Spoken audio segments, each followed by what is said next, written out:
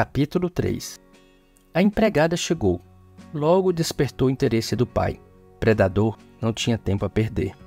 A honestidade dos relacionamentos já havia se perdido há muito tempo. Quando a mãe precisava sair por algum motivo, o pai sempre conseguia um jeito de estar em casa e encostar perto da moça. Ela não gostava. Um dia ameaçou gritar. Outro dia resistiu e o esmurrou. Mais algumas vezes a moça procurou a mãe. Vim para trabalhar e não para ser amante de seu marido. A mãe se assustou. Acertou as contas com a moça e resolveu não falar nada com o marido. Não demorou para conseguir uma outra ajudante para casa. Ela chegou com um ar tímido, jovial, não propriamente bela, mas tinha a graça da pouca idade, ou da idade adequada. O pai, mais uma vez, chegou junto. Ela ameaçou não gostar, mas também não resistiu. Até curtia a provocação. Os filhos começaram a perceber e denunciar o crime para a mãe. Mais discussão, mais briga, mais choro. Os filhos já estavam quase acostumados com aquela situação. Quase, porque se acostumar com a guerra não é tarefa das mais civilizadas. Os pais brigavam por quase tudo. Os filhos não entendiam por que a mãe continuava com o pai. Nem ela mesma entendia. É para o bem de vocês, dizia ela. Mãe, quando ele vier, você tem que resistir, tem que enfrentar. Roberto, mais uma vez, aconselhava a mãe. Você não entende, meu filho. E o pai continuava procurando a empregada quando a situação permitia. Um dia, os pais não estavam em casa. Alguns empregados trabalhavam no quintal. Roberto chegou mais cedo da aula. Só ele e a empregada em casa. Os dois se olharam. A idade dela era mais próxima da idade de Roberto do que da do pai. Ela já não era ingênua. Roberto estava apenas começando a descobrir as maldades da vida. Uma conversa besta. Chega perto, uma pergunta, uma resposta, chega mais perto, um toque. Não havia resistência. Mas Roberto não entendia muito bem. Ficou com medo. Recuou de vez quando viu os empregados do pai pela janela da cozinha. Roberto torcia por outra oportunidade, até que teve, mas não ia além do olhar e da proximidade. Um dia, um dos empregados do pai espiou pela janela e viu Roberto junto com a moça. Tentando agradar o patrão, delatou o concorrente filho. O pai se irou a receber a notícia, mas bolou um plano urgente. Já é tempo, ele já tem idade. Era de tardezinha, sol poente. O pai chegou dirigindo a picape. Roberto estava sozinho na sala, vendo televisão. O pai abriu a porta da casa. Vem, filho, vamos passear. Roberto achou estranho aquele convite, mas entendeu como belo o momento de pai e filho. Eles dois, sozinhos, saindo para um passeio. O pai entrou no carro. Roberto, alegre, sentou-se na poltrona. O barulho do motor era muito alto. O carro mal saiu e o pai perguntou. Filho, você sabe o que é masturbação? Roberto se assustou com a pergunta. Nunca havia escutado aquele termo. Pelo tom da pergunta, sentiu que não era coisa de criança. Nem respondeu. Só balançou a cabeça para dizer não. É assim e assim, ensinou o pai. Aprendeu, moleque? Olhos arregalados, balançou a cabeça para responder que sim. O pai freou o carro. Pronto, o passeio acabou. Roberto saltou do carro a 200 metros de casa. Viu o carro sumir, virando a esquina. O pai não olhou no retrovisor. Que estranho. Roberto ainda estava assustado com o passeio, com o tempo que durou, com o que aprendeu. Mas de alguma forma ele se sentia bem. Pela primeira vez em muito tempo, o pai chegou perto dele e conversou alguma coisa. Roberto olhou o pôr do sol. Como era lindo. E ao mesmo tempo triste. A luz vai-se embora, escuridão chega, as cores fortes vão sumindo aos poucos, as cores frias vão chegando, mansas, os barulhos diminuem, a agitação do trabalho cede lugar a outro tipo de agitação, lindo, ao mesmo tempo belo e triste, belo e estranho. Ele voltava para casa, passos lentos, admirando o horizonte e se sentindo mais filho. O sítio onde a família morava já estava destoando do lugar. Era praticamente o único terreno grande num lugar que já fora zona rural e se tornava urbano. O número de casas na região aumentava cada dia mais. Assim, parecia que o centro da cidade ficava cada vez mais perto. Mesmo assim, um pouco de caminhada era suficiente para chegar à mata. Os meninos da região já sabiam de cor os riachos e as pedras do lugar. Numa dessas idas e vindas foi que Roberto, um irmão, e a irmã descobriram a casinha de pau a pique, velha, de um roceiro bem velhinho. Tinha uma pequena propriedade, uns poucos porcos, algumas hortaliças, pouco, muito pouco para alguém sobreviver. Talvez os animais vivessem melhor. O roceiro vivia com a esposa, também bem velhinha. Os meninos chegaram tímidos, mas o casal simpático os fez perder a inibição. Os meninos vibravam com as histórias da velhinha. Voltaram para casa com a novidade. Os pais ficaram desconfiados no início, mas perderam o temor com as histórias contadas pelos meninos. As visitas ao casal de velhos ficaram constantes. O pai um dia fez uma feira e falou aos meninos para levar aos novos amigos. A atitude do pai o surpreendeu. Ele não era acostumado a, digamos, fazer o bem. O comunista de alguns anos atrás se mostrava cada vez mais apegado ao dinheiro.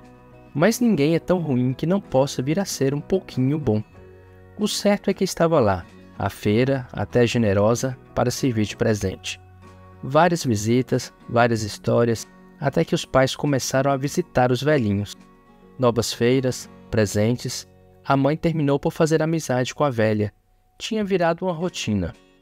Uma vez por semana, os meninos iam, falavam com a mãe, que arrumava alguma coisa para eles levarem, e iam lá ouvir histórias. A mãe ia quase sempre 2 vezes por semana. Certa vez, a mãe estava chorosa.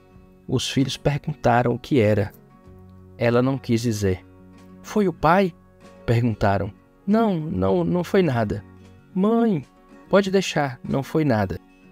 Era uma quinta-feira. Na sexta era dia de visita aos velhos. Quando os meninos pediram alguma coisa para levar de presente, a mãe negou e proibiu os filhos de irem à mata. Ninguém mais vai visitar os velhos. Os meninos não entenderam. Perguntaram e queriam entender o porquê, e depois de muita insistência a mãe contou. Havia acontecido uma coisa muito triste. O tempo não perdoa ninguém, nem mesmo os velhinhos mais simpáticos. A velhinha havia morrido, talvez por conta da idade. Quando o companheiro acordou de manhã e percebeu a velhinha morta, não suportou a solidão repentina e usou uma espingarda velha para tirar a própria vida. Alguns colonos de uma fazenda vizinha estavam passando pelo local na hora dos gritos do velhinho. Assim, a história se espalhou. Os meninos choraram como se tivessem perdido os avós. Roberto e o irmão mais novo estavam brincando perto de casa. Viram o pai se preparando para sair com o carro. Correram.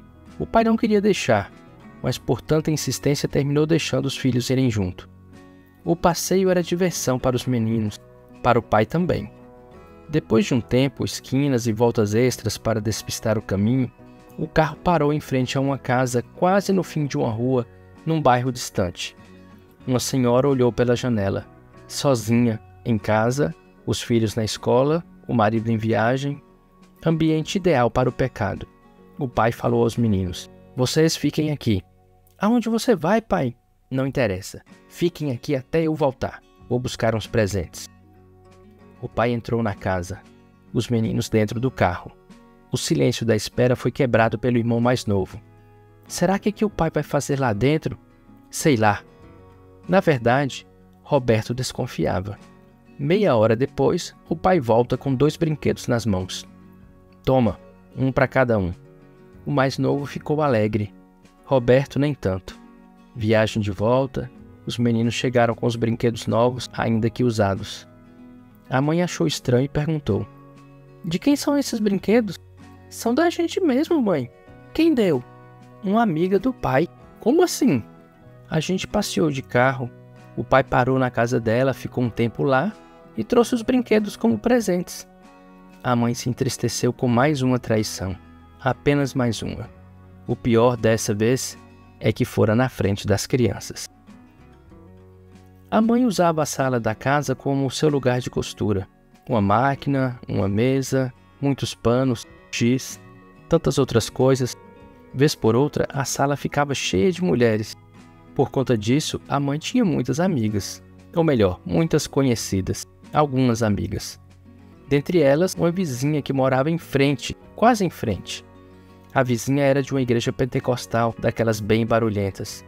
Vez por outra, a mãe era surpreendida pela vizinha que oferecia para fazer um culto em sua casa. Situação impossível por conta do marido. Vai ser bom para você e para sua família. A fé pode mudar seu esposo. Deixa um dia que ele estiver viajando, a mãe respondia. A mãe não era muito religiosa, mas tinha curiosidade em saber como seria o culto da vizinha. O pai, de vez em quando, fazia umas viagens para a capital. Viagens de negócio, dizia. Certa vez viajou na terça-feira para voltar na quinta. Então a mãe falou para a vizinha que o culto poderia ser realizado. A vizinha falou com seus irmãos de igreja e o culto foi marcado para quarta-feira à noite. 20 e poucas pessoas. Um violão ligado no som. Aos primeiros gritos de aleluias e améns, um grito mais forte no portão silencia o culto. O pai voltou um dia antes do previsto e encontrou sua autoridade desafiada dentro de sua própria casa. Saiam daqui! Aqui é minha casa! Saiam, seus vagabundos! Chute na caixa de som, grito no ouvido do pastor franzino de terno surrado. Alguns crentes mais exaltados repreenderam o diabo. Não adiantou muito. Mais gritos, palavrão. A mãe tentou acalmá-lo, mas não houve jeito. Outro palavrão. A vizinhança escutou o barulho e se ajuntou em frente à casa. Palavrão misturado com misericórdia. Até que todos saíram e se aglomeraram do outro lado da rua. Ainda no calor do tumulto, a vizinha puxou uma extensão da casa dela e ligou a caixa de som. Bradou para o bairro inteiro ouvir. Nós vamos fazer o culto aqui na rua, na frente da sua casa. Quero ver você proibir a gente, desafiou. O pai continuou xingando por um tempo enquanto o culto rolava. A mãe chorava trancada num quarto. Os filhos ficaram assustados assistindo ao culto pela janela da casa. O quórum na rua havia aumentado. Muitos que vieram ver a violência terminaram no culto no meio da rua. Hinos de um lado e palavrões do outro. Até que a fera se acalmou e viu a celebração acontecer. Como posso eu ser desafiado por uma mulher? Pensava. A mulher venceu o valente com hinos e ousadia. Uma música cantada ali mexeu com Roberto. Dizia: aflito e triste coração, Deus cuidará de ti. Roberto então fez uma oração. Deus, cuida de mim, da minha mãe e dos meus irmãos. Resistiu um pouco e completou: do meu pai também.